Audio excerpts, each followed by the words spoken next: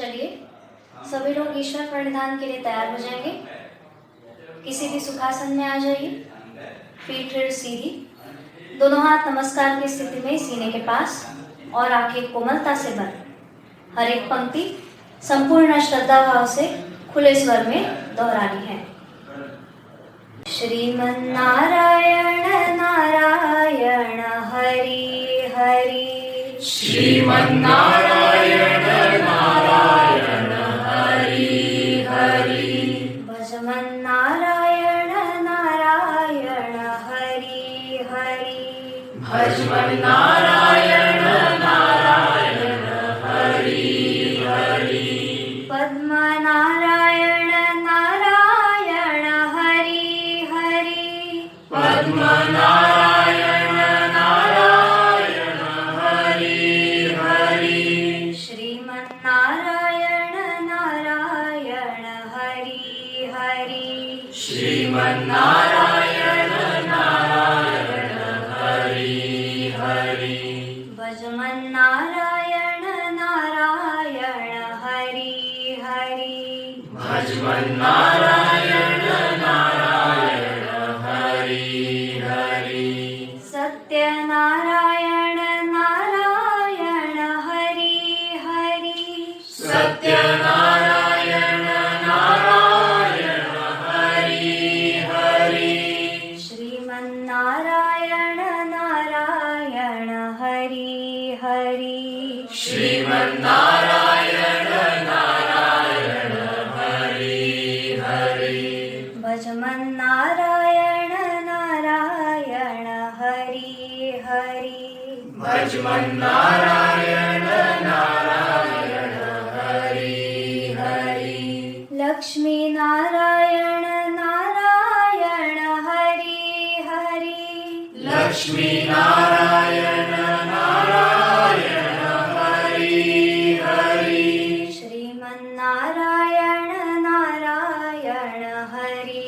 हरि, श्रीमन नारायण नारायण हरि हरि, भजमन नारायण नारायण हरि हरि, भजमन नारायण नारायण हरि हरि, अग्नि नारायण नारायण हरि हरि, अग्नि नारायण नारायण हरि हरि, श्रीमन नारायण नारायण हरि हरि, श्रीमन नारायण नारायण हरि हरि, भजमन नारायण नारायण हरि हरि, भजमन नारायण नारायण हरि हरि, सूर्य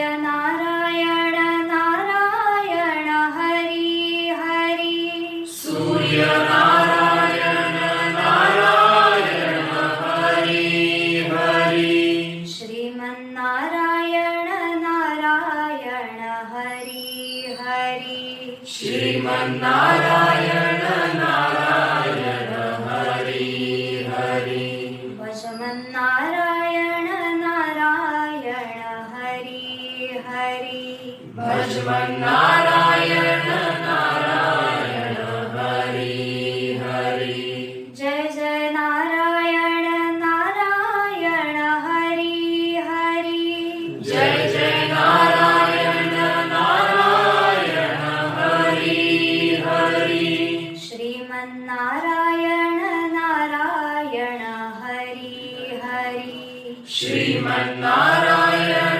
नारायण हरि हरि, भजमन नारायण नारायण हरि हरि, भजमन नारायण नारायण हरि हरि, भजमन नारायण नारायण हरि हरि, भजमन नारायण नारायण हरि हरि, भजमन नारायण नारायण हरि हरि, भजमन नारायण नारायण हरि हरि,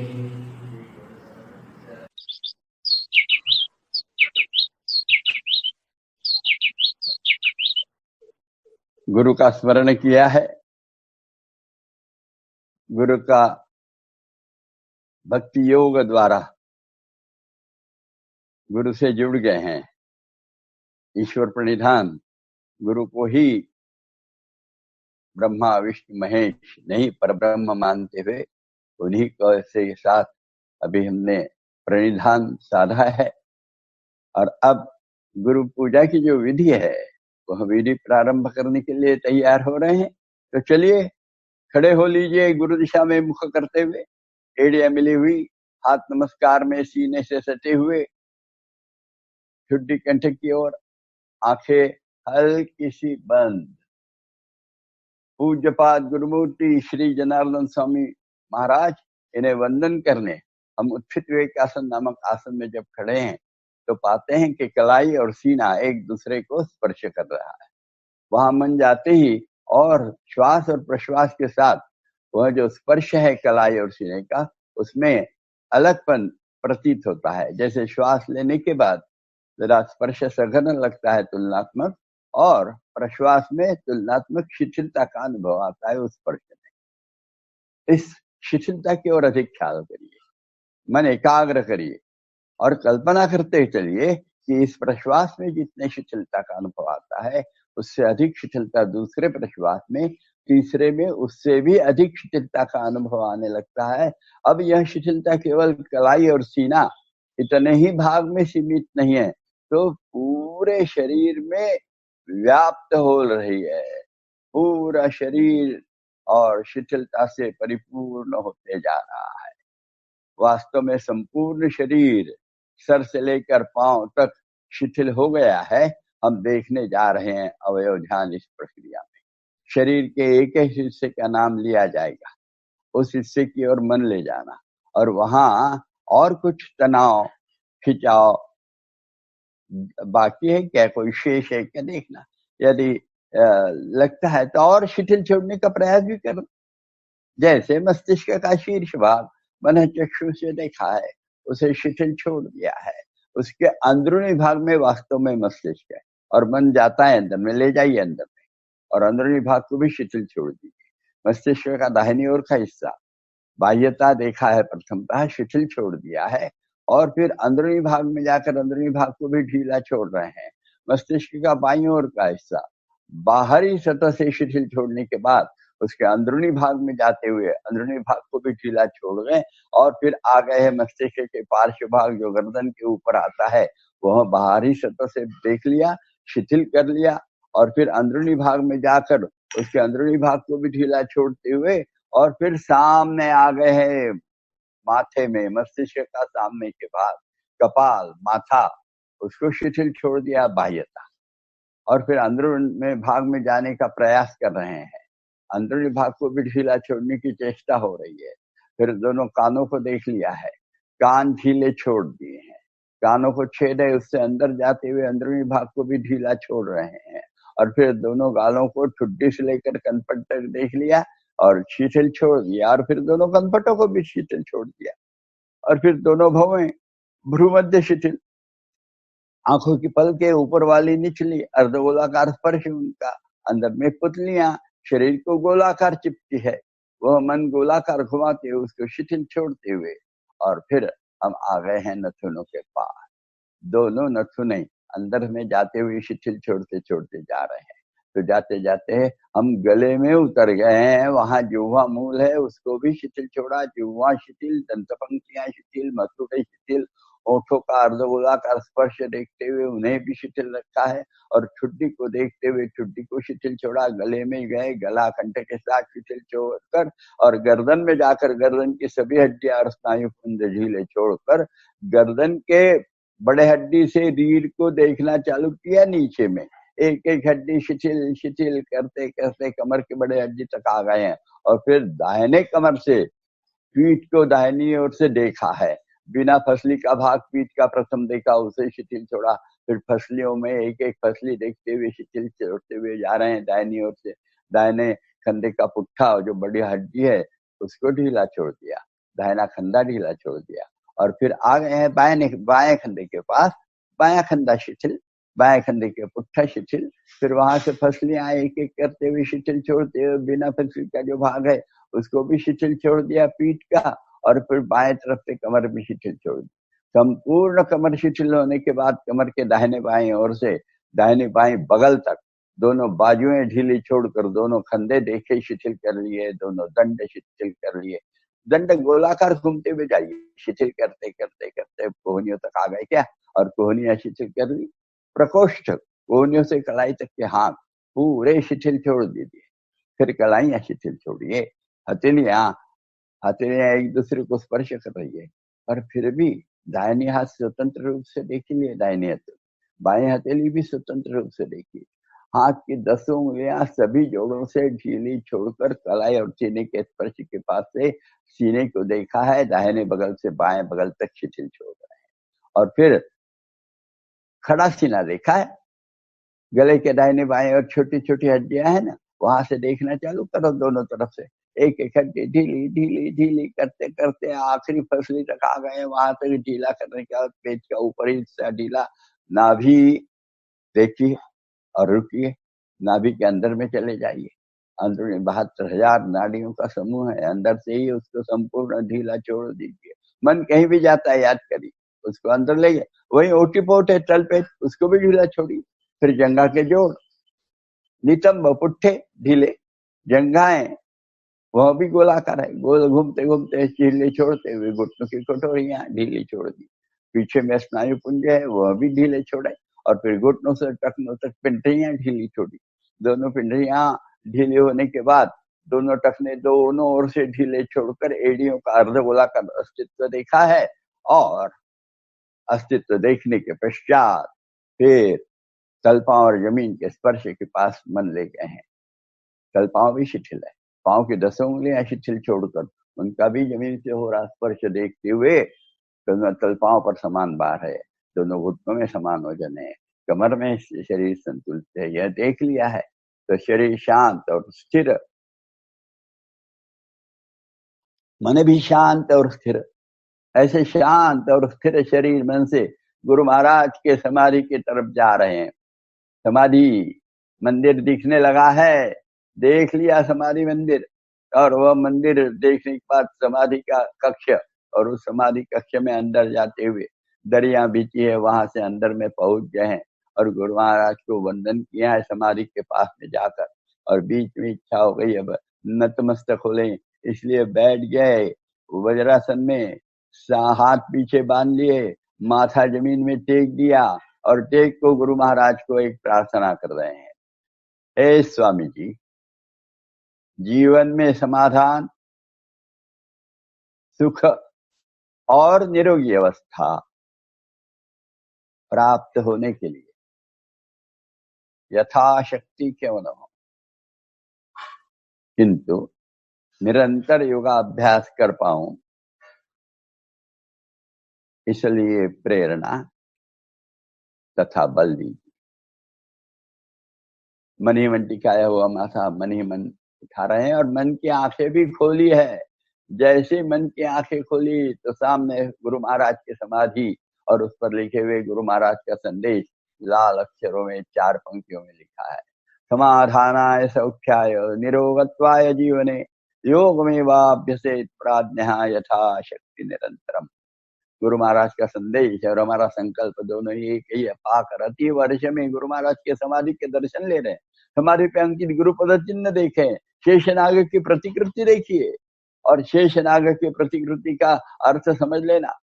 3,500 साल पहले इस भरत भूमि में पतंजलि मुनि के रूप में शेषनाग, भगवान शेषनाग ने अवतार लिया था, और आधुनिक युग में अपने गुरु के रूप में ही वे अवतरित हुए, इस भाव से शेषनाग है। और फिर देखिए उसके पीछे में गुरुमूर्ति के पादांगुष्ठ दिखने लगे हैं, उसका दर्शन लिया है। पद कमल देखे हैं, चरण कमल देख रहे हैं, कटि कमल और कर कमलों को देखा है।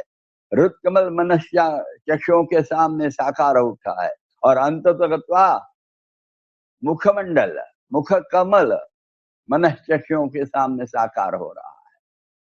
अनिमिष नेत्रों से देख रहे हैं अपने गुरु महाराज की ओर, पूर्ण मूर्ति साकार हो चुकी है, तेजस्वी मुखमंडल है, उन्नत भाल प्रदेश, माथे पे कुमकुम तिलक लगा हुआ है, स्नेह पूर्ण और आश्वस्त नयन है, वे स्मितवदन है, गले में रुद्राक्ष स्फटिक मालाएं विराजित है, वे आजान बाहु है, मोती देशी श्री कांति गेरुए वस्त्र प्रदान किए हुए हैं, कमल दलवत पांव और खड़ाऊ पहने हैं। ऐसी यह गुरु मूर्ति मानो हमें आशीर्वाद दे रही कि हमारा संकल्प, हमारी प्रार्थना पूर्ण होने जा रही। इसके आनंद में गुरु को स्तवन अर्पण करेंगे। गुरु स्तवन यहाँ से बताया जाएगा, हम दोहराएंगे खुले आवाज में, सुस्वर सुस्पष्ट सावकाश, श्वास का अवकाश देखते हुए। गुरु स्तवन। गुरुर्ब्रह्मा गुरुर्विष्णु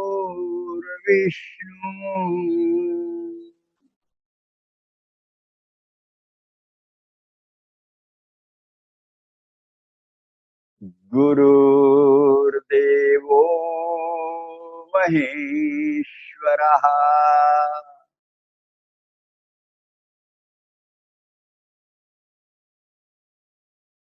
गुरु साक्षात् परब्रह्म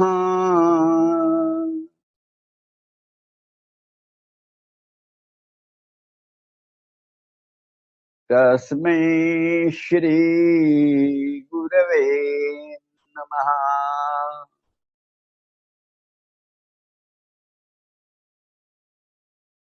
कृष्णाय वासुदेवाय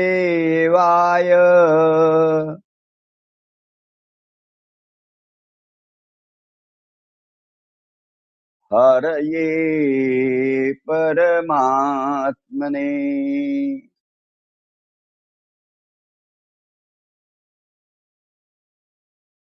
प्रणतक्लेशनाशाय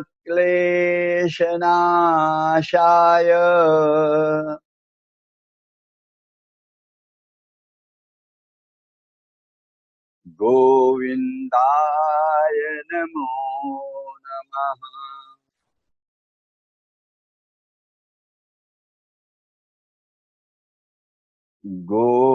गोविन्दाय नमो नमः।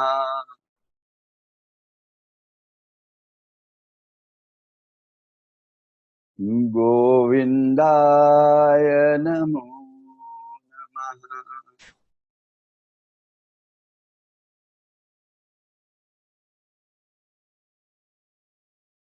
पुनः एक बार गुरुमूर्ति की ओर देखा है, प्रसन्न वदना वरदहस्ता गुरुमूर्ति के मानो आशीर्वाद प्राप्त हो गए। सारा योगाभ्यास जो गुरु पूजा के तौर पे करने जा रहे हैं वह सफलीभूत होने वाला है। यह अष्टविधा पूजा है गुरु महाराज की, और यह अष्टविधा पूजा सफलीभूत होने वाली है। इसी आनंद में प्रारंभ कर दें गुरु पूजा की विधि को। तो धीरे से हाथ नीचे छोड़ दें, आंखें खोल लें, पाँव में थोड़ा सा फासला ले लें 1-1.5 फीट का, दोनों तलपाओं और समान भार है देख लें, और तलपाओं से लेकर कमर तक का शरीर बिल्कुल स्थिर रखते हुए शरीर संचालन करने जा रहे हैं। हम सबको तो आ गया है, अब याद होगा। आज अब वर्णन नहीं करेंगे, क्रम देते जाएंगे और आप एकदम सही अग्नि परिपूर्णता 100% परिपूर्ण करने का प्रयास करना है। परफेक्ट होता है ऐसा नहीं, पर दिखता है कि इनका प्रयास 100% है, और वह प्रयास को ही अपने यहाँ गुण दिए जाते हैं, जो गुण गुरु कृपा का और प्रसाद के रूप में प्राप्त होता है। तो चलिए तैयार, शरीर के अंदर में मन डाल दिया है, तन और मन का योग चालू हो रहा है। प्रथम शरीर संचालन, कमर के ऊपर के शरीर को मरोड़ने वाले हैं दाहिनी तरफ, और उसमें रीढ़ में मन लगाना।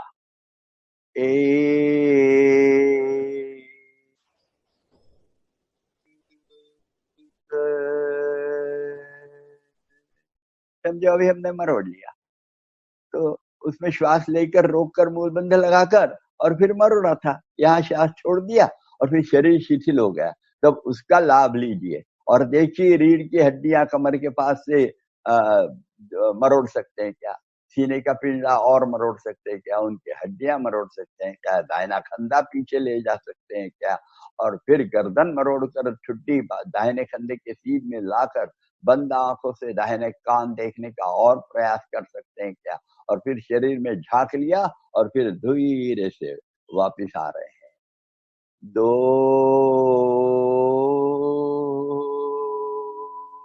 वापिस आते समय समझ गया ना, आंखें, गर्दन, कंधे, सीना, पेट, ऐसा धीरे धीरे वापस आएंगे। फिर हाथ छोड़ेंगे, ऐसे ही बाई तरफ करेंगे।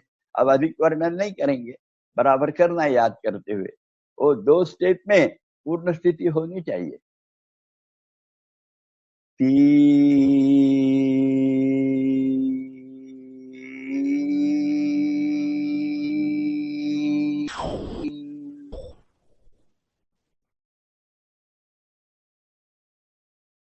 छोड़ दिया श्वास।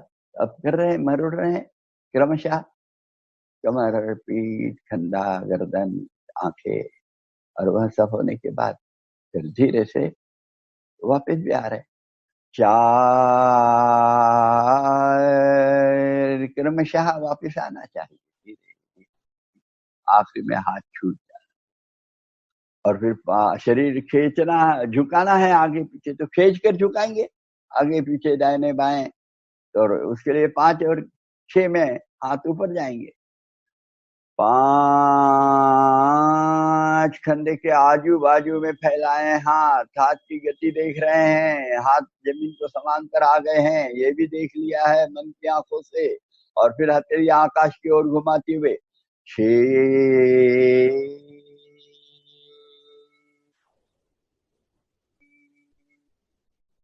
दंडकान को लग गए हैं, और शरीर ऊपर खींच लिया है, बगलों से, सीने से, पीठ के ऊपर ही बस मूलबंध सख्त लगाकर कान दंड पर दबाते हुए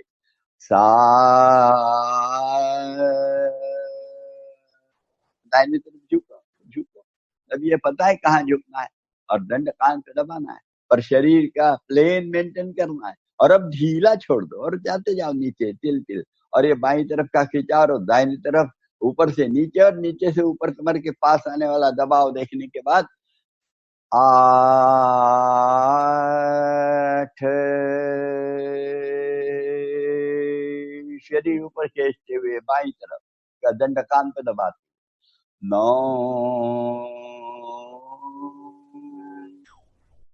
बहुत अच्छा बॉडी प्लेन मेंटेन करते हुए चलिए, दंडकान पे दबाते रहिए, और शरीर ढीला ढीला छोड़ते जाइए। और दाहिनी तरफ का खिंचाव और बाई तरफ कमर के पास में ऊपर से और नीचे से आने वाले दबाव को देखा है, उसका फसलियों पर, अंतस्थ इंद्रियों पर क्या परिणाम होना देखने के बाद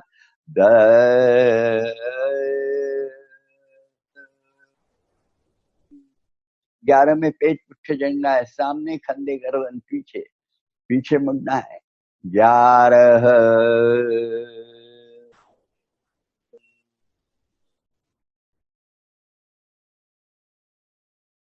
12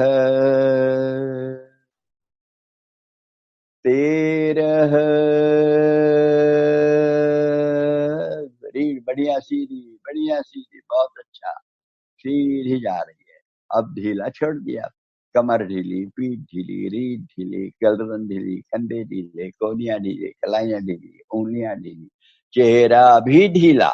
और बढ़े हुए खून प्रवाह को देखा है चेहरे में, होंठ, गाल, नाक, कनपटे, आंखें, भौहें, सब भारी हो रहा है। शुद्ध खून प्रचुर मात्रा में दौड़ते हुए आ रहा है, सारे ज्ञानेंद्रियों को अधिक शुद्ध खून देकर उन्हें कार्यक्षम, निरोगी बना रहा है।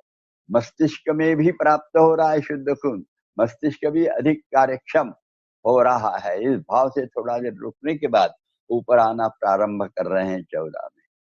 14 15 आ गए 14 में ऊपर। हाँ आइए 14 में ऊपर। हाँ आपकी स्थिति दिखी नहीं, इसलिए गड़बड़ हो रही थी। अभी बराबर है, क्रम याद में रहे हैं आपके, ठीक है। अभी 15 में समाप्ति की ओर, हाथ खंडे के तक नीचे आएंगे। 15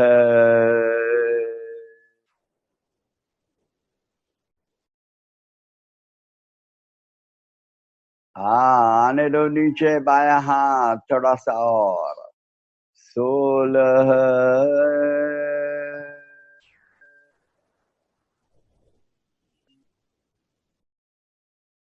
शरीर संचालन नाम की क्रिया पूर्ण हो गई। अब पीठ पर लेटे हुए आसन में जाएंगे। तो चलिए आनंद मंदिर आसन के लिए तैयार। एक में दोनों हाथ जंघा पर, एक दो, धीरे धीरे नीचे बैठते जाएंगे और जंघाएं जमीन को समांतर बना देंगे, हाथ घुटनों पर रहेंगे, एड़ियों पर बैठे हैं और शांत चित्त होकर, दत्त चित्त होकर आंखें बंद भी कर ली है। यह है आनंद मंदिर आसन। यह शरीर मन बुद्धि का संतुलन और संयम निर्माण करने वाली स्थिति। इसलिए संतुलन और संयम आ गया तो आनंद ही आनंद है, इसलिए इसका नाम है आनंद मंदिर आसन। अब धीरे से घुटने टेक देंगे और पीठे पर लेटे हुए आसनों की स्थिति में आ जाएंगे। पीठ पर लेटे हुए आसनों में, और उसमें क्या हो रहा है, गुरु दिशा में सर हो गया है, उल्टी दिशा में पैर, पैर की एड़ियां मिली है, अंगूठे मिले है, पाऊल आपल्याकडे ओढलेला है, दंड कान से सटे हुए हैं, जमीन पे है और ठुड्डी कंठ की ओर है और हल्का मूल बंद लगाकर कमर के पास की जो हड्डी है वो जमीन में लगी है क्या, क्योंकि ओटी पे तलपेट अंदर में खींचा, ओटीपोट है तलपेट, वो अंदर खींच गया मूल बंद के साथ, तो वह कमर की हड्डी जो है वो जमीन में लगने लगती है और रीढ़ अधिक सीधी होती है। और ऐसी सीधी स्थिति में पवन मुक्तासन, शरीर संचालन और पवन मुक्तासन, ये स्वामी जी का बहुत महत्वपूर्ण और योग में देन है और वह करनी ही चाहिए रोज। और इसलिए हम तैयार हो रहे हैं पवन मुक्तासन के लिए। दाहिने पैर से करेंगे, पेट के अंदर में मन लगाएंगे, अधिक वर्णन नहीं करूंगा, बड़े शांति से करिए। अभी सबको याद हो गया है, चलिए फिर तैयार। दाहिने पैर से 45 अंश उठाया क्या, और फिर पेट को ढीला छोड़ा और फिर घुटने में सीधा रखते हुए 90 अंश उठा रहे क्या, 2 और वो पेट पे बीचों बीच आया वो तनाव निकाल लिया, 3 घुटने में मोड़कर हाथों से पकड़ लिया और बाई तरफ खींच लिया घुटने को थोड़ा सा, 4 गर्दन उठाई, छुट्टी लगाई, बाया पैर उठाया, बाई तरफ लिया, फिर थोड़ा ऊपर लेकर दाहिनी तरफ और नीचे लेकर बाई तरफ, ऐसे 3 चक्कर पर। वो चक्कर लगाते समय चेहरे पे तनाव नहीं है, छुट्टी घुटने को लगी है और पाउल अपने तरफ है, ऐसा देखा। 3 चक्कर एक दिशा से, 3 चक्कर दूसरी दिशा से होने के पश्चात और फिर करेंगे 5, गर्दन नीचे रख देंगे, 6 हाथ छोड़कर पैर ऊपर ले जाएंगे, 7 45 अंश तक नीचे, 8 जमीन में जहां था वहां बिल्कुल पांव को हल्का स्पर्श करते हुए आएगा, जैसे निकला था पांव वैसा ही वापस आएगा। यह होता है योग कर्मसु कौशलम और समत्वम योगम उच्यते, समस्थिति हर जगह। तो फिर ये 2 आते हैं योग की 2 मूल कसौटियां। योग आपको आ गया है तो आपको कर्म कौशल आना चाहिए, और योग आ गया है तो समत्व आना चाहिए, और बाएं पैर से यह समत्व और अच्छा दिखेगा। चलिए प्रारंभ करेंगे। 1 45 अंश, 2 90 अंश, पेट ढीला, 3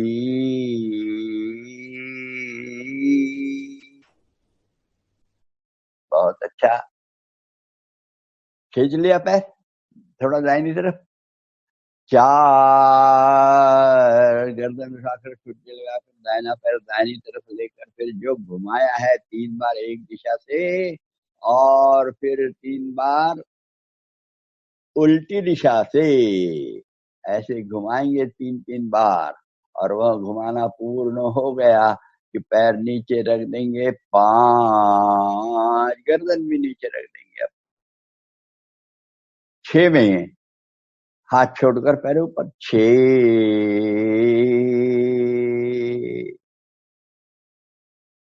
7, याद है 45 दशक लाया, बहुत अच्छा। 8, बिल्कुल पांव को मंद स्पर्श करते हुए आएगा, कहीं भी घर्षण नहीं होगा। बहुत अच्छा। अभी दोनों पैर से करना है। 1 2 3। बना ली गठरी? बहुत अच्छा। आज कुछ नहीं बताया, परीक्षा लिए हैं कि आपको सब याद है क्या? बहुत अच्छा याद है, परीक्षा हो गए। चेहरा केवल अभी तनाव मुक्त किया है क्या? मंद मंद स्मित चेहरे पे रखते हुए अब यह आगे का काम करना है। 4,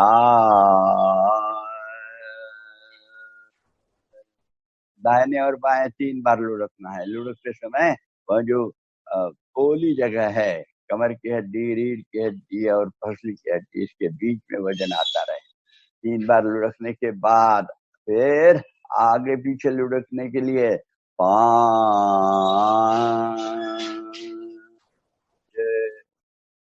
बढ़िया आगे पीछे लुढ़को भाई। बहुत अच्छा। और छुट्टी लगी रहती है घुटने को, अच्छी बात है। 6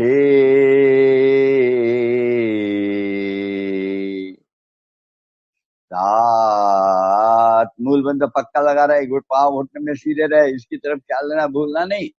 8 पवन मुक्तासन, अपान वायु को शुद्ध और कार्यक्षम बनाने वाला, और इसी के कारण शरीर के अंदर में निर्माण होने वाले सभी मलों का निष्कासन सही ढंग से होते हुए शरीर को, जो मलमूत्राचा गोळा म्हणतात संत, उस शरीर को योग बोलता है कि मलमूत्र का निष्कासन पूर्ण करते हुए शरीर को भी निर्मल बना देंगे, आत्माराम का मंदिर बन जाए।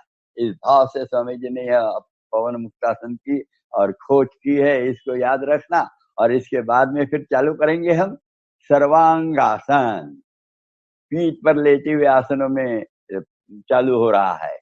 1 2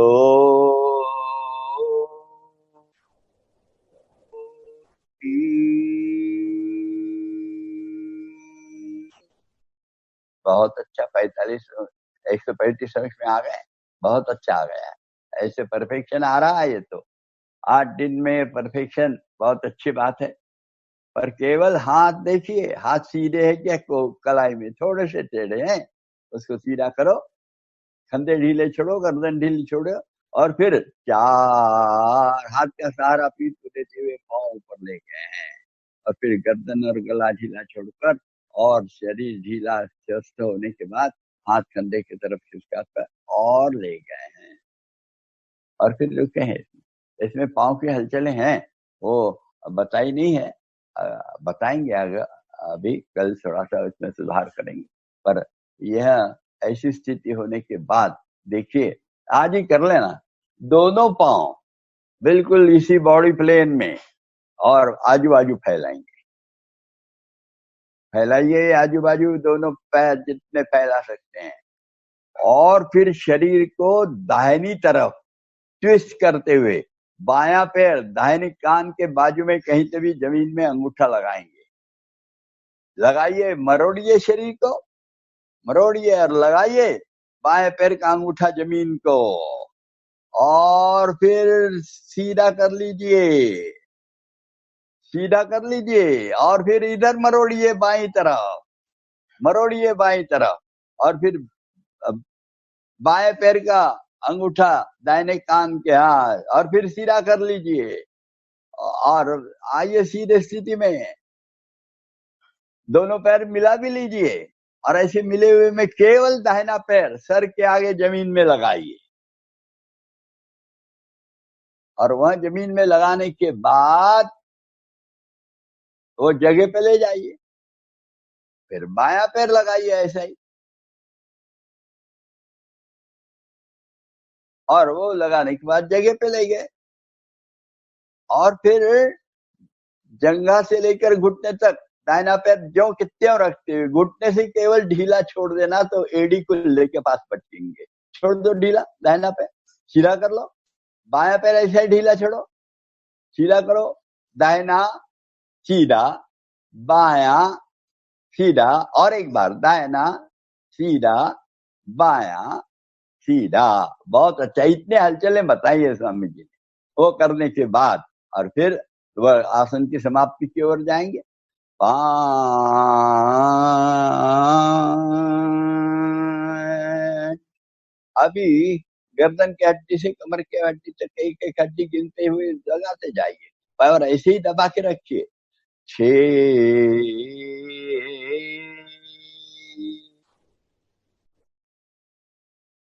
7 8।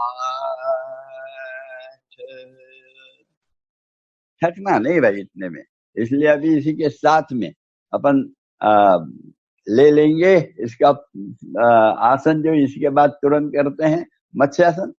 चलिए तैयार है? हाँ, लीजिए दाहिना पैर बाएं जंघा पर मत्स्यासन के लिए, बायां पैर दाहिनी जंघा पर, दोनों हाथ कंधों के बगल में,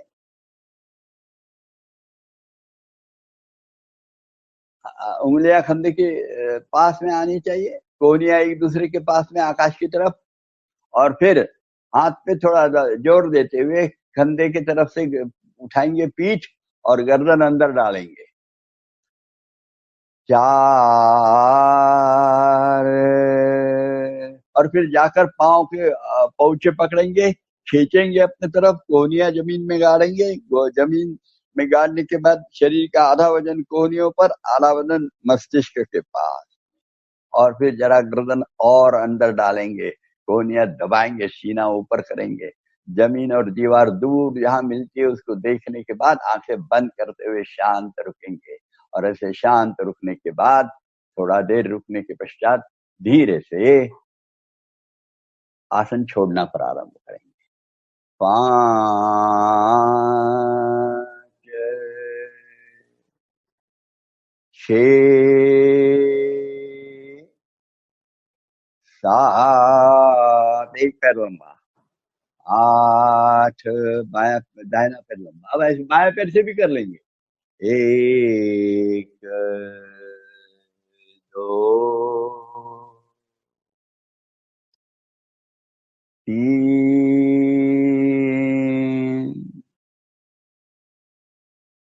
4।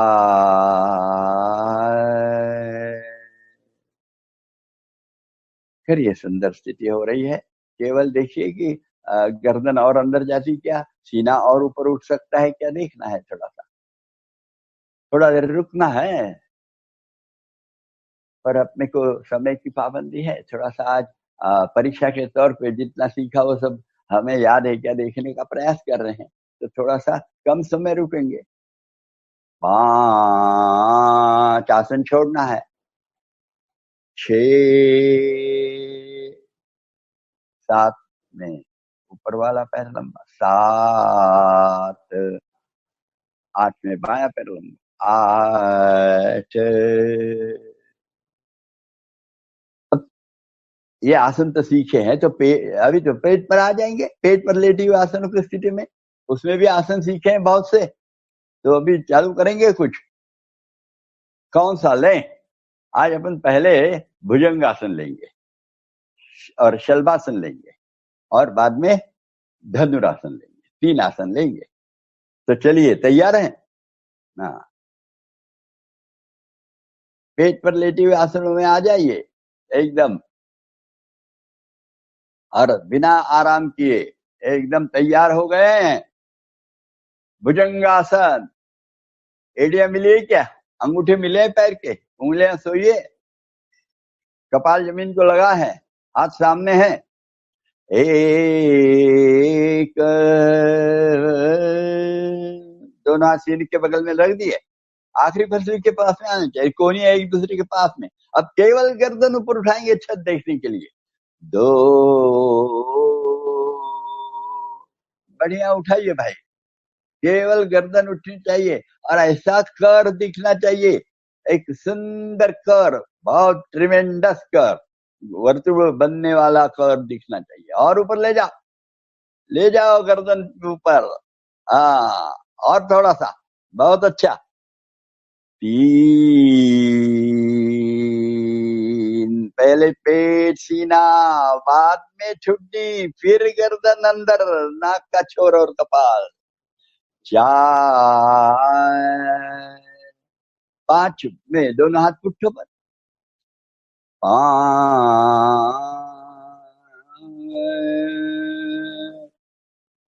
6 में वैसे ही गर्दन उठाते जाना, हाथ पुट्ठों पे ही रहने देना और कोहनी एक दूसरे के पास में आनी चाहिए। 6,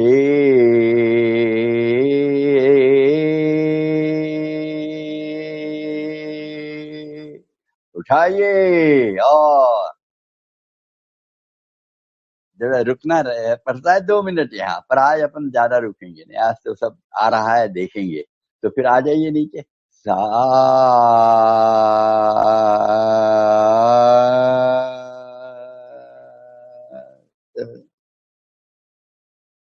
आठ,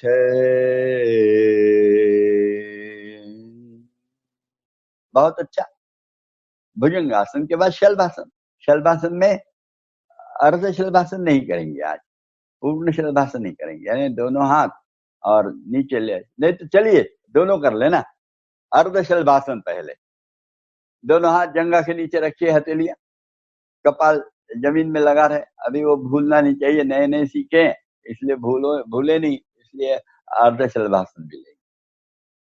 एक में दाहिना पैर ऊपर उठाएंगे सीधा, कपाल जमीन में ही लगा रहेगा। 1, 2,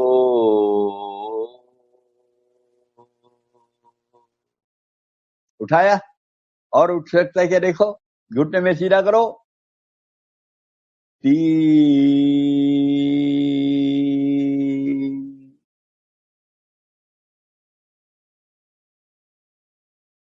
अभी बाएं पैर से भी ऐसे ही करेंगे। 1, उठाओ और उठाओ। 2,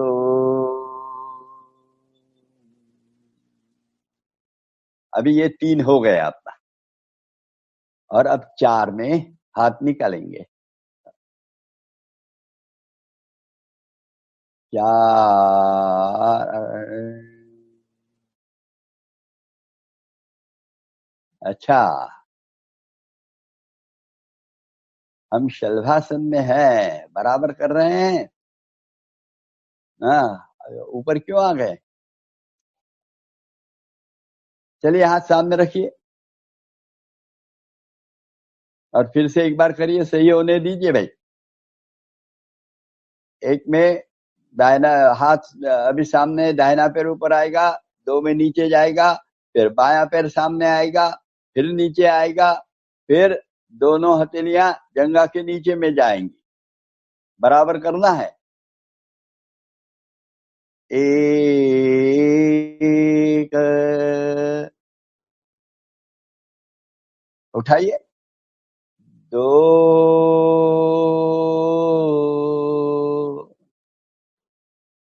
3 में बायां पैर। 3, 4,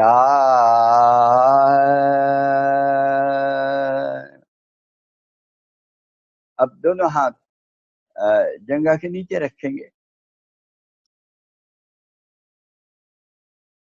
रख लिए। 1, हाँ, ये अपन इसको 5 समझे अभी।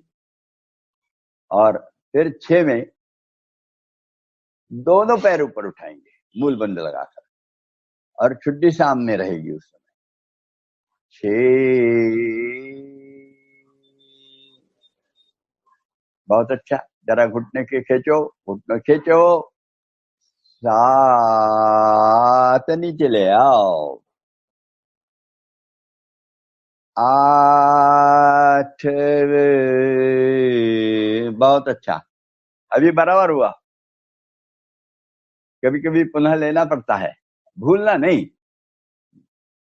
चलिए और एक आसन लेने वाले थे अपन, तो लेंगे जा तुरंत इस स्थिति में। और वह आसन रहेगा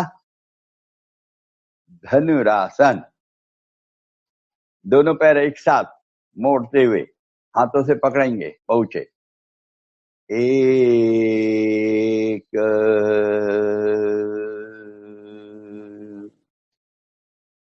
पांव पास में रहने दो, पहुंचे पकड़ो, घुटने मिले हुए रहने दो, दो, पहले जंगा बाद में गर्दन ऊपर उठाओ, मिले हुए रहने दो, जितना उठता है उठना, पर मिले हुए रहने दो, धीरे धीरे आएगा। थोड़ा देर रुकना चाहिए, नाभि में मन लगाना चाहिए, और ऊपर देख सकते हैं क्या शरीर ढीला छोड़कर प्रयत्न करना चाहिए, और फिर छोड़ना चाहिए। लगा दिया कपाल जमीन में और जंगा नीचे रख दी, कमर एकदम ढीली छोड़ दी, और फिर चार, बहुत अच्छा, झटका नहीं लगा, ये अच्छा हुआ। थक गए क्या? आज आखिरी में शवासन लेंगे ना, थोड़ा सा और कर ही लेंगे, तो बैठे हुए आसनों की स्थिति में आ जाएंगे। एक, दो, तीन, चार।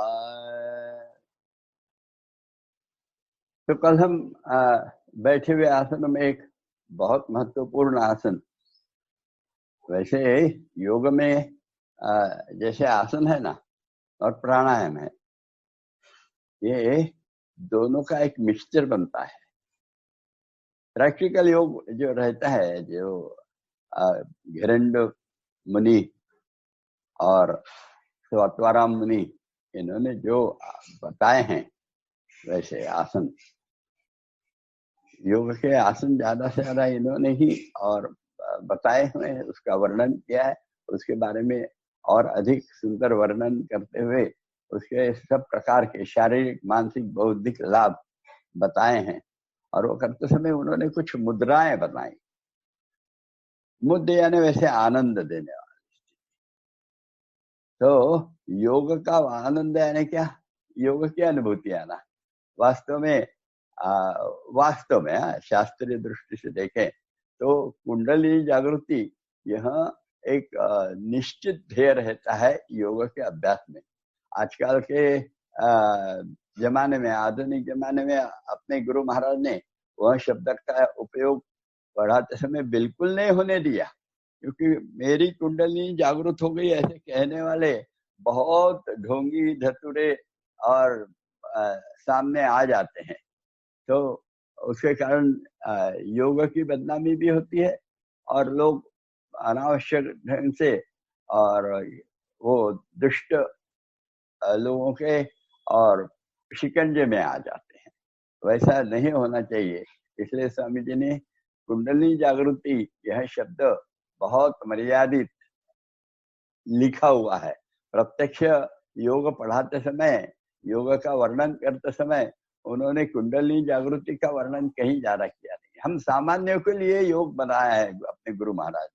जनार्दन स्वामी जी की ये वैशिष्टि थी कि सामान्य से सामान्य, यानी जो रिक्शा चलाता होगा, जो और सफाई कर्मचारी होगा, जो झोपड़ी झुग्गियों में रहता होगा, ऐसे भी मराठी में शब्द आधुनिक मराठी में बड़ा अच्छा, तळागाळातले लोक, ये जो तळागाळात राजकारणी लोग ज्यादा वापरते ये शब्द है। तो यह जो तळागाळातला माणूस है, वह स्त्री पुरुष कोई भी रहे, बच्चा रहे, इनको योग का लाभ प्राप्त हो, उनके जीवन में समाधान, सुख और निरोगत्व प्राप्त हो, इसलिए स्वामी जी ने योग पढ़ाना चालू किया। न कि अनावश्यक रूप से कुंडलिनी कुंडलिनी कुंडलिनी जागृति, यह भाव नहीं रखे उन्होंने। तो यह विशेषता स्वामी जी की थी, और इस विशेषता में उन्होंने कुंडलिनी का वर्णन, कुंडली के बारे में ज्यादा अधिक लिखा नहीं, किंतु कुछ मुद्राएं जो हैं, अभी जैसे महामुद्रा उन्होंने अलग से बताया नहीं, इसलिए उसको आसन में ही जोड़ दिया कि सामान्य भाई ऐसे ही करो। और कुछ जो मुद्राएं रहती है, ये योग का सही आनंद, मुद यानी आनंद देती है। वो यदि प्राणायाम और आसन की स्थिति, ये दोनों का सुंदर मिक्सचर करते हुए और जो स्थिति आती है उसको मुद्राएं कहते हैं। और ये मुद्राएं देखते देखते कुंडलिनी जागृति के लिए बहुत अधिक सहकार्य करती है। जितना दत्त चित्त होकर और ईश्वर प्रणिधान करते हुए, और मुझे ईश्वर का साक्षात्कार करना है, इसलिए मुझे बीच बीच में माइलस्टोन के ढंग से कुछ पता चले, इसलिए कुंडलिनी जागृति यह विषय निकला होगा। और यह विषय स्वामी जी ने इतना लिखा नहीं था, पर मुद्राएं उसी लिखे, जैसे हमने योग मुद्रा पढ़ी उसमें भी कुंडलिनी जागृति, यहाँ भी कुंडलिनी जागृति के लिए लाभ होता है। ऐसा यह महामुद्रा का वैशिष्ट्य है। और ऐसी महामुद्रा याद होगा है, अभी हमको बैठी हुई स्थिति में है और दोनों पैर लंबे हैं, तो बायां पैर की एड़ी शिवन को लगाते हुए दाहिने पैर के जंघा को बाया पूर्ण पाउल चिपका के रखना, उसके नीचे नहीं रखना। दो में हाथ ऊपर तानते हुए श्वास लेकर घुटने को सर लगाना और हाथों से पांव पकड़कर अपने तरफ खींचना, घुटना मोड़ना नहीं। ये पूर्ण स्थिति है दो। और वहां रुकना थोड़ा देर, वापिस आते समय श्वास पूरा छोड़ देना और सीधा हो जाना, हाथ ऊपर तान लेना और फिर श्वास ले लेना और फिर हाथ नीचे लाना और फिर पूर्व स्थिति। ये दूसरे बाजू से भी करना। याद है? इसके लाभ तो याद दिलवा देता हूँ एक बार फिर से, बहुत है लाभ। मुख्यतः वही अभी जो बता रहा था वही आ गए। सुषुम्ना चालू हो जाती है, नाड़ी शुद्धि होकर कुंडलिनी जागृत होती है, पेट पतला होता है, जंघाएं म्हणजे मांड्या, पिंडरियां, रीढ़, कमर, इनमें जो स्नायु है वे और प्रत्येक फेफड़े बलवान होते हैं। दमा, श्वास, क्षय, कुष्ठ यानी कोढ़, धातु विकार, मधुमेह और मूल व्याध इत्यादि विकार अच्छे होते हैं। वैसे ही कड़ बाहर आना यानी टट्टी करते समय अंदर बाहर आ जाता है पेट का कुछ हिस्सा, वो बीमारी भी इससे दूर होती है, बंद हो जाता है कड़ बाहर आना, जिसको प्रोलैप्स कहते हैं। 4 मिनट करना है, तो चलिए एक बार तुरंत चालू करें। समझ गया है? अब मैं केवल क्रमांक दूंगा, वर्णन नहीं करूंगा। सीधे बैठ गए, अंगूठे मिलाओ पैर के और पाउल अपने तरफ लो। हाँ, अब बराबर है। स्थिति आसन के अंदर में बैठ जाना चाहिए। बाएं पैर से याद रखना, एक बाया पैर मोड़कर एक जीवन को लगाई और पाउल जंगा को लगाया दाहिने। दो में हाथ खींचते हुए ऊपर कान कर श्वास लेकर रोक कर और फिर नीचे झुकेंगे, घुटना लगाएंगे, घुटने को लगाएंगे सर और पांव पकड़कर खींचेंगे अपनी तरफ, कोहनियां जमीन में लगे। 2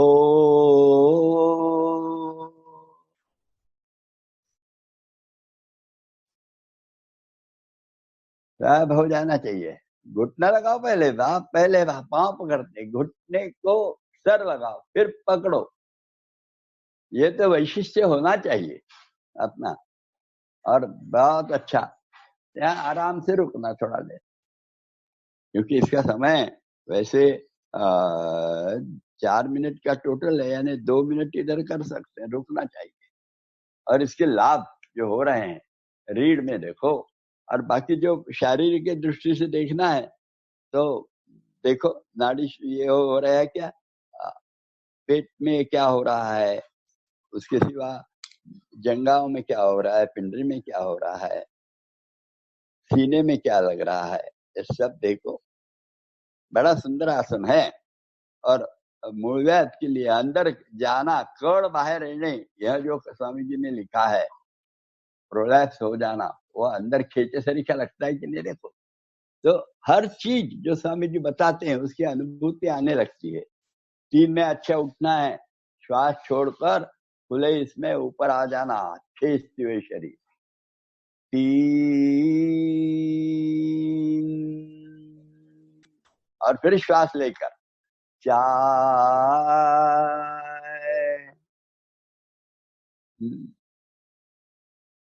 बहुत अच्छा। ये उसी ढंग से होना चाहिए, बिल्कुल सही ढंग से होगा। यदि हम ऐसा करते हैं तो काम ठीक होता है। अब कहीं कहीं ऐसा लगेगा आपने कुछ गलती की है, पर वैसा नहीं है। 4 में पाँव लंबा हो जाता है, वैसे करना है। 4 में पाँव लंबा, तो ऐसे ही बाएं पैर से, दाहिने पैर से, अभी बाएं पैर से, ये याद रखना है, कुंडलिनी जागृति के सामान्यतः जितने आसन हैं वे बाएं पैर से ही चालू हो जाते हैं, क्योंकि ऐसा कहा जाता है मूलाधार जो है, मूलाधार से कुंडलिनी है चालू होती है। तो मूलाधार ये शिवन के बीचों बीच, किंतु थोड़ा सा बाईं ओर, ऐसा है, ऐसा कहा जाता है, इसलिए इसका प्रारंभ वैसा होता है। तो चलिए दाहिने पैर से 1 2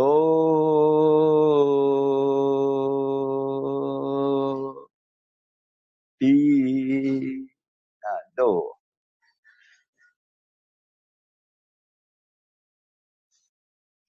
बहुत आराम से करते।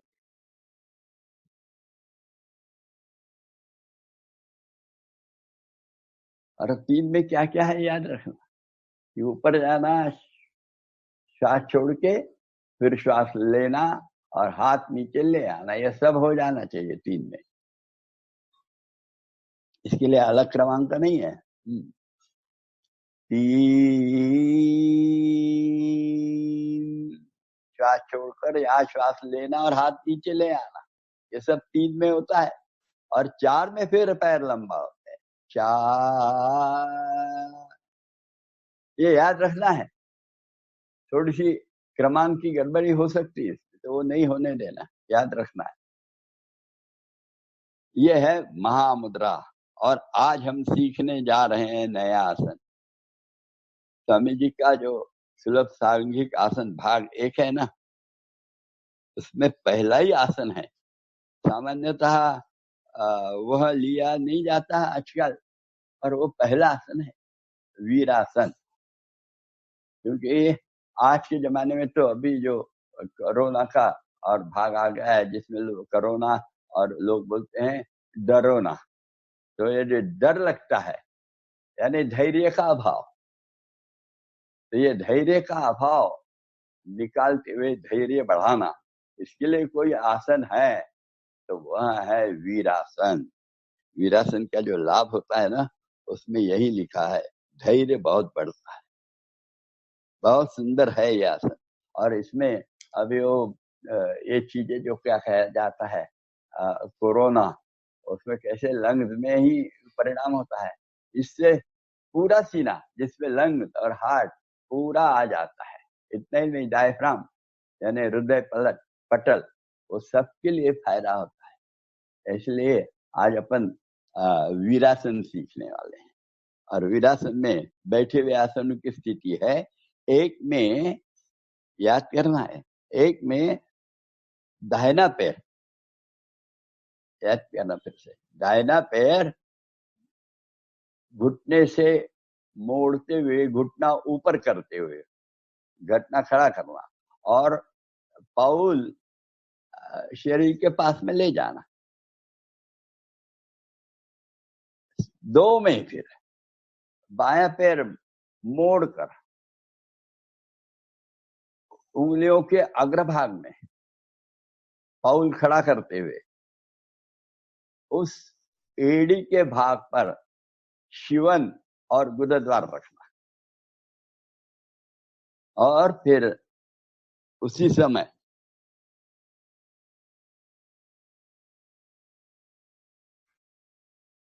पाउल अपना जो पांव है वो थोड़ा सा, जो जंघा है बाएं पैर की, वो थोड़ी ऊपर होना, ताकि जंघा जमीन को समांतर हो जाए। और 3 में दोनों हाथों की मुठ्ठियां बांध कर, हाथ बिल्कुल सीधे तान कर और घुटनों पर रखना, दोनों घुटनों पर मुठ्ठियां बांध कर। और 4, ये वैशिष्ट इसका है, 4 में स्वतंत्र बताया है कि सीना तान कर। 3 में महत्वपूर्ण है कि ये जब हाथ रख रहे हैं घुटनों पर, उस समय सामने देखते रहना। और फिर 4 में सीना तानते हुए और सामने देखते रहना, शांत चित्त से बैठना। केवल सीना तानना, यही सबसे महत्वपूर्ण भाग 4 में होता है, और उसका बहुत महत्व है धैर्य बढ़ाने के हिसाब से। तो हमको समझ में आ रहा है ना थोड़ा सा, जैसे आए। चलिए, 1 में दाहिना पैर घुटने से मोड़ता, घुटना खड़ा करना है ऊपर में, और पाउल शरीर के पास में लाना। 1, बहुत अच्छा। 2 में बायां पैर भी मोड़ना, पर वो नीचे में ले जाना, और उंगलियों के अग्रभाग पे पाउल खड़ा करना, एड़ी ऊपर रहेगी, घुटना जमीन पे रहेगा, और उस पर बैठना शिवन देखते हुए एड़ियों पर। 2 ले जाओ अंदर, हाँ ऐसे। और अब घुटना सीधा करने का प्रयास करो बाएं पैर का, बहुत अच्छा। और 3 में दोनों हाथ की मुठ्ठियां बांध कर और घुटनों पर हाथ रखना, हाथ तान के रखना, सारे नहीं रखना, और सामने देखना। 3, बहुत अच्छा। अब आगे महत्वपूर्ण है, वो दिखना चाहिए। अभी आपकी कमर झुकी सरीखी दिखती है, पर ये 4 करेंगे ना, बिल्कुल सीना ऊपर, कंधे पीछे, 4 उठाओ कमर, यानी पेट अंदर जाने दो, बहुत अच्छा। ये हो गई स्थिति, बहुत अच्छे, बहुत अच्छे, वीर ही है आप तो, बहुत अच्छे। चलिए, बहुत अच्छी बात है, करो जरा। सीना ऊपर करते समय गर्दन ऊपर नहीं जाने देना, इसलिए कंठ पर ठुड्डी का दबाव आ जाएगा थोड़ा सा, और वो शेर तरीका देखेंगे सामने, वीरासन। 4 में सीना ढीला छोड़ना, 5 में, 5, 6 में हाथ निकाल देना, 6, 7 में जो बायां पैर है वो निकालना बाहर, 7, और 8 में दूसरा पैर लंबा करना, 8। जम गया, अच्छा है आसन, संतुलन भी करना पड़ता है इसमें, बहुत अच्छा आसन है। इसके लाभ, अरे 2 मिनट करने का प्रयास करना चाहिए। इसमें सीना बहुत अधिक बलवान होता है, पांव, कमर, इनको लाभ होता है, और मुख्यतः धैर्य बढ़ता है। धैर्य बढ़ना ये आज के जमाने की आवश्यकता है।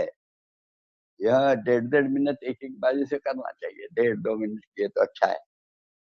तो अब बायां पैर वैसा खड़ा करेंगे अभी एक बार, क्योंकि दूसरे बाजू से करना है ये, हाँ ये खड़ा किया।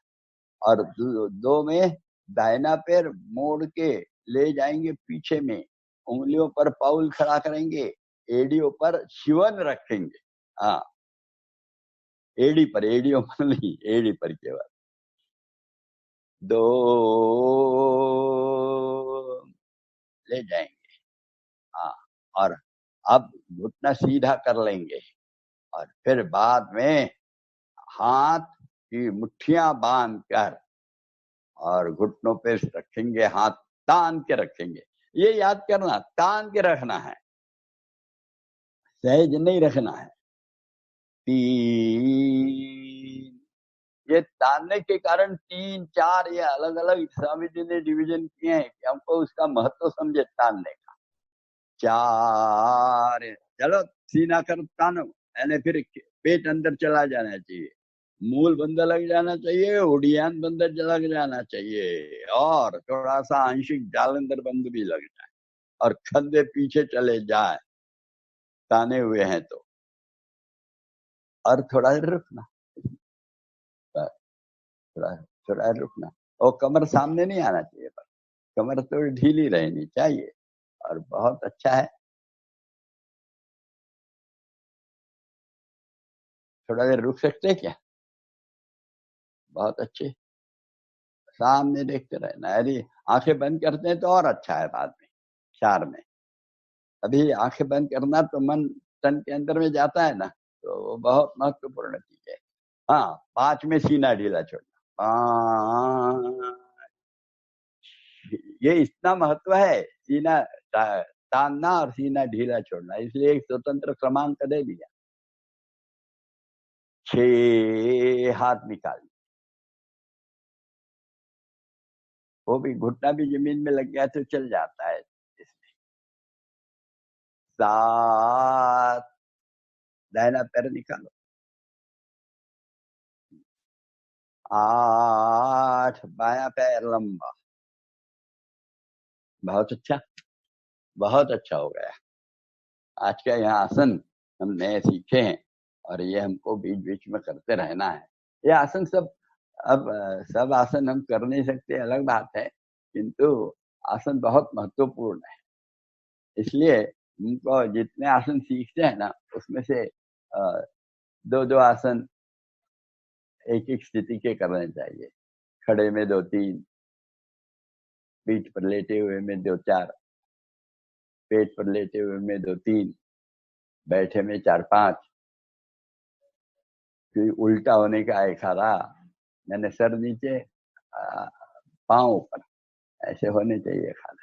ये सब यदि करते हैं तो शरीर शुद्ध होने लगता है, शरीर का सब प्रकार का मैल निकलता है, और मल यानी व्याधियां होती है। ये शरीर का मल निकालने के लिए ही यहाँ जो योगासन है इसका उपयोग ज्यादा होता है, वो याद रखना है।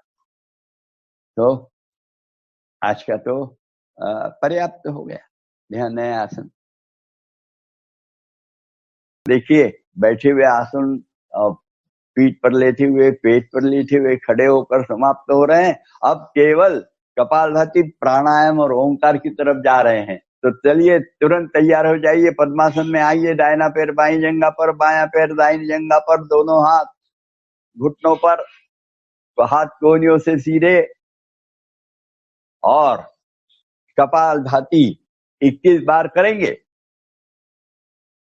चलिए, श्वास लीजिए, छोड़िए, पुनः लेकर कपालभाति के 21 स्ट्रोक प्रारंभ। पर कपालभाति की याद करना, अभी कोरोना के दिन में आजू बाजू कोई नहीं है, यह देखकर ही करना।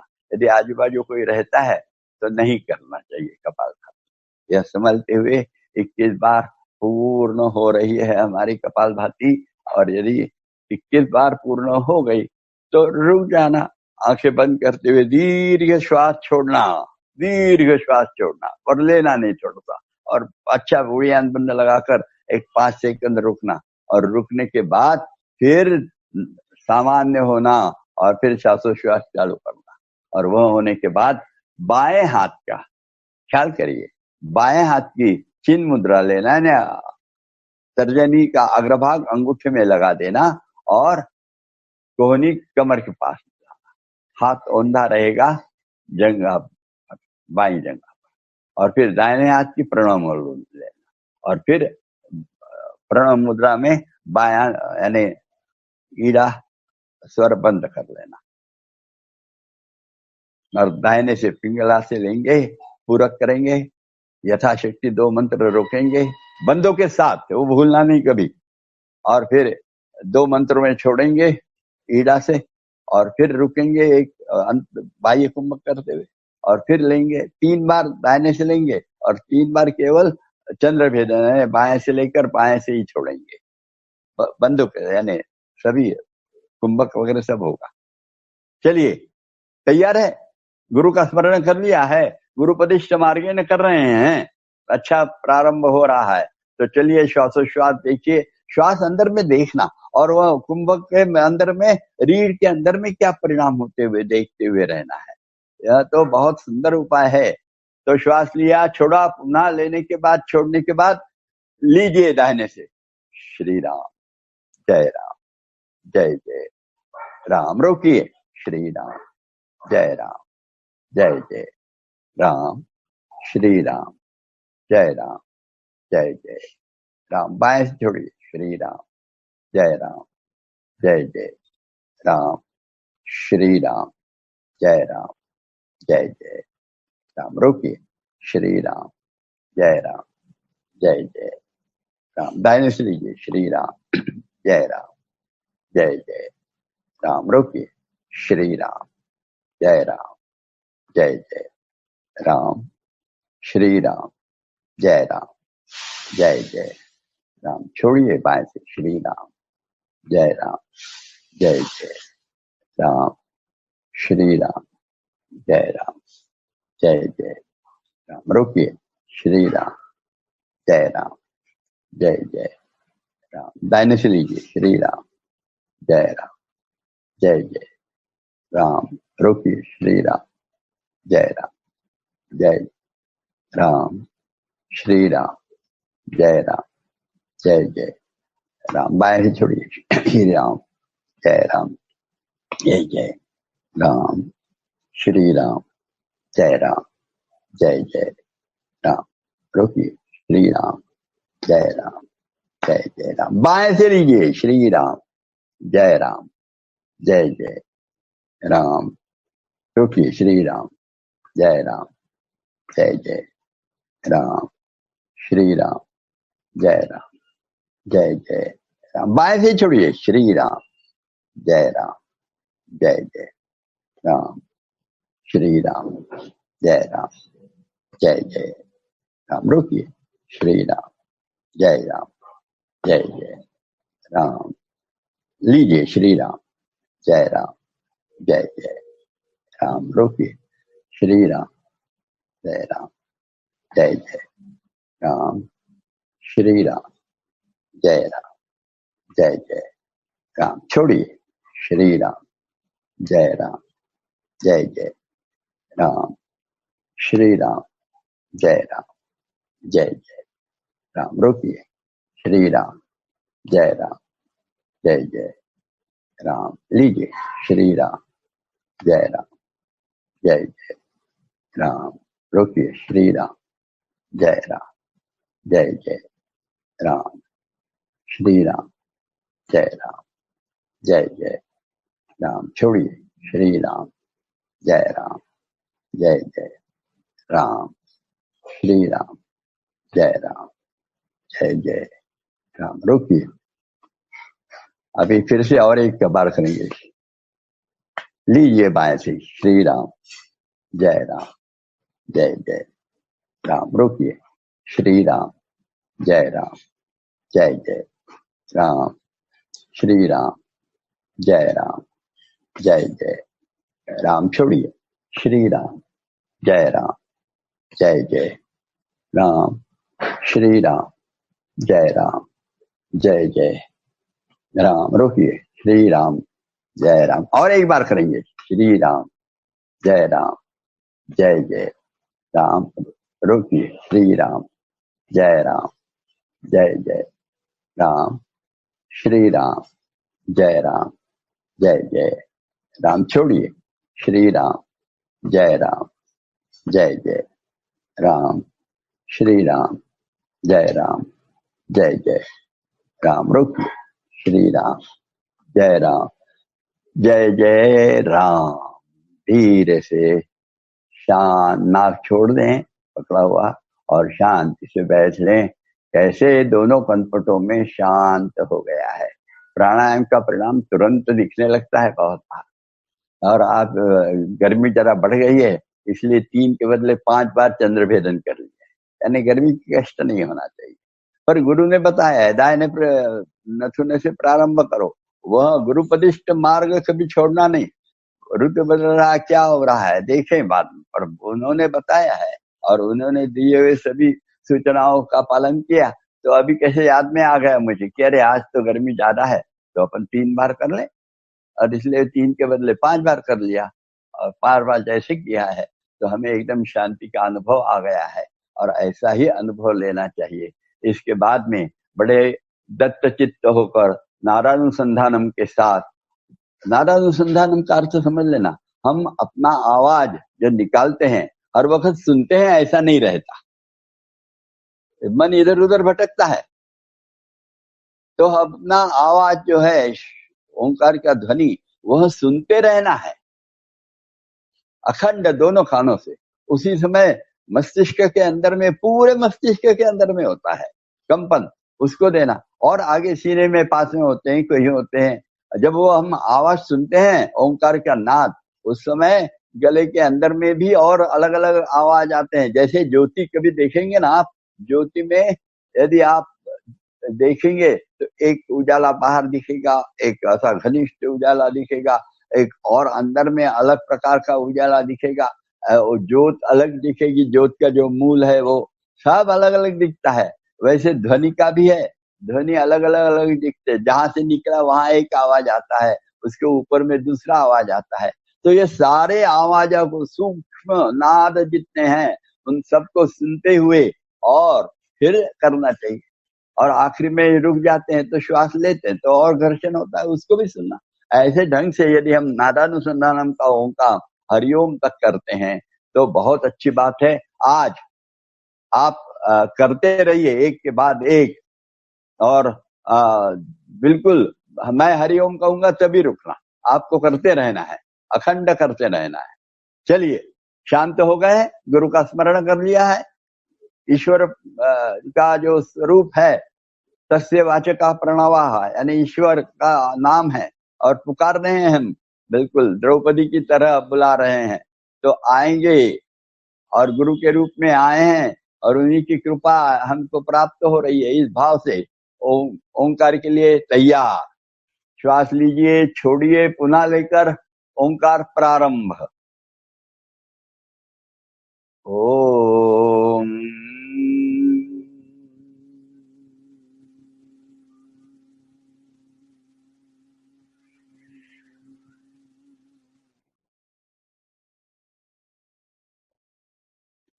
करते रहिए, मैं हरिओम कहूंगा तब बंद होना।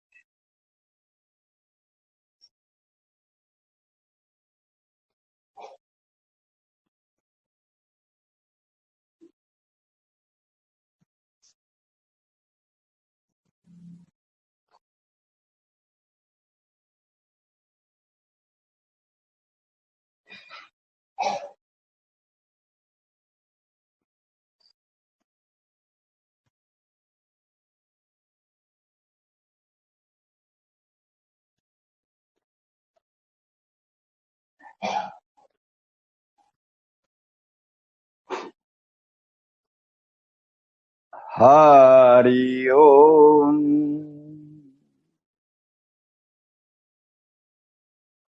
शांत बैठे हैं, सीने में ख्याल दिया है, श्वास प्रश्वास भले ही होते रहे किंतु उसकी अनुभूति नहीं आ रही है सीने में। अभी जरा ख्याल करते रहिए। हाँ, शायद अभी आने लगी है। तो अपने दोनों भावों के बीच में जो जगह है, भ्रूमध्य कहते हैं, उसे मन की आंखों से, तन की आंखें नहीं चढ़नी चाहिए। हम जब देखना जाते हैं तो आप तन की आंखें ऊपर चढ़ जाती है, वैसे नहीं होना चाहिए। केवल मन से देखिए और अपलक नेत्रों से मानो देख रहे हैं। देखते रहिए अक्षुण।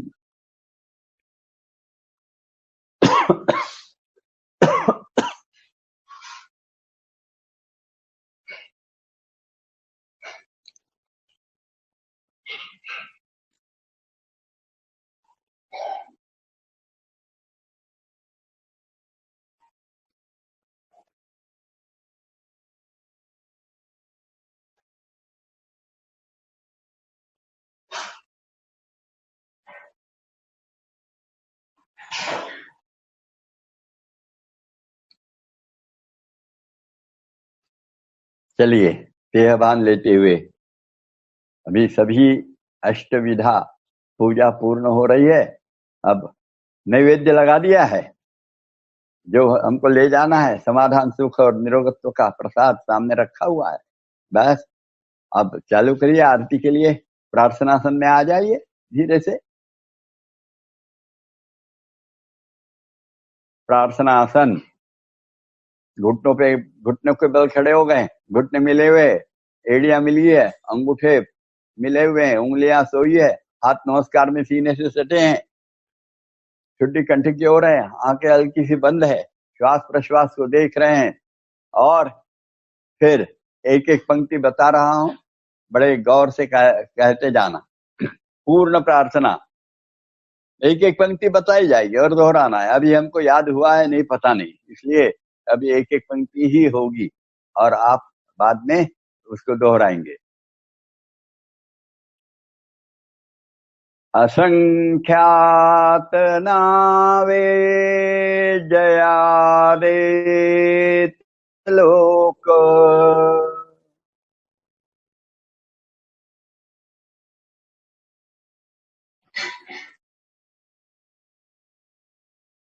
परिनित्यतो सच्चिदानंद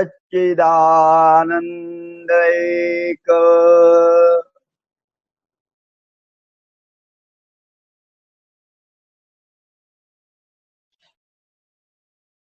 जयाचा बळे चालतो हा पसारा,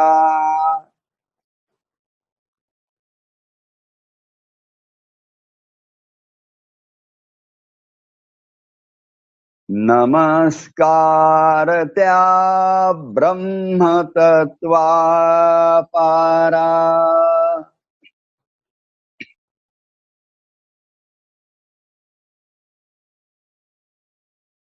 नभी सूर्य विश्वास जो तेज देतो,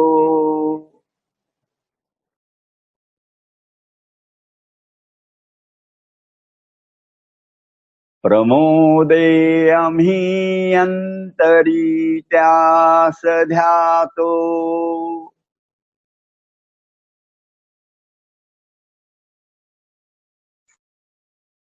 तये प्रेरणा बुद्धि ते देत जावी,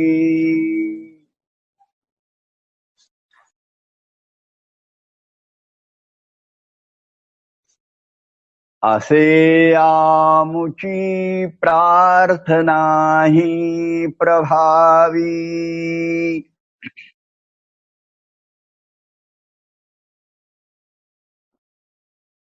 प्रभो पूर्ण आरोग्य आम्हा असावे,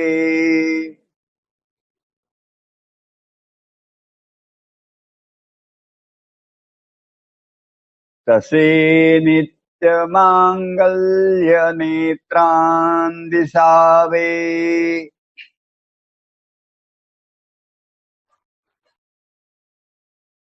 कधी दैन्य दारिद्र्य आम्हासी ना हो,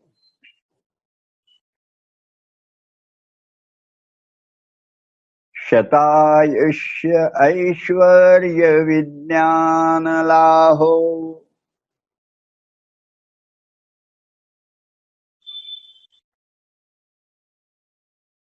योगेन चित्तस्य पदेन वाचाम्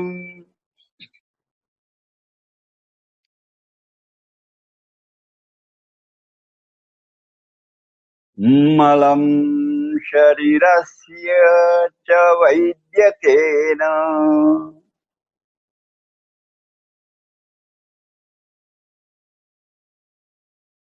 योपाकरोत्तं प्रवरं मुनीनाम्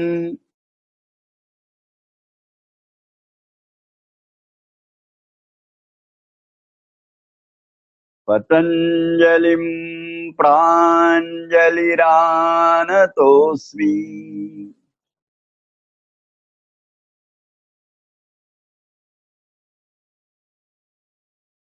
ॐ पूर्णमदः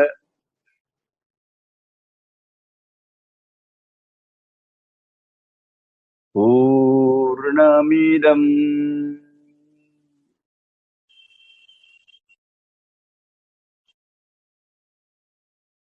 पूर्णात् पूर्णमुदच्यते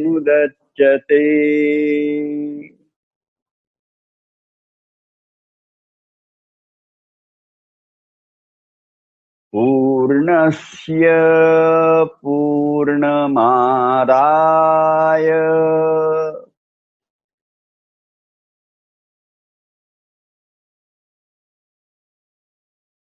पूर्णमेवावशिष्यते।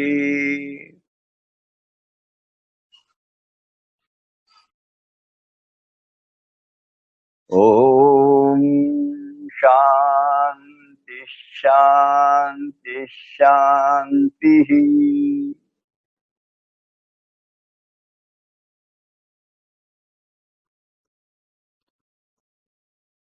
सद्गुरु श्री जनार्दन स्वामी महाराज की जय।